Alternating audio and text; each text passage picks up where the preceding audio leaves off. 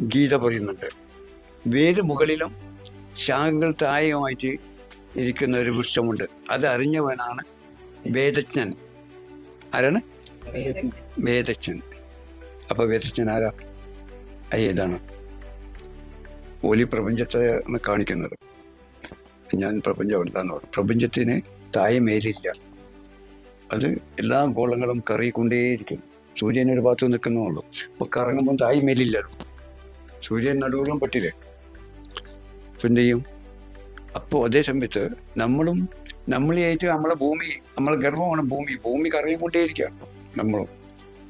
പിന്നെ നമുക്കത് നോക്കണമെങ്കിൽ നമ്മളിലേക്ക് വരണം, നമ്മുടെ തലത്തിലേക്ക്.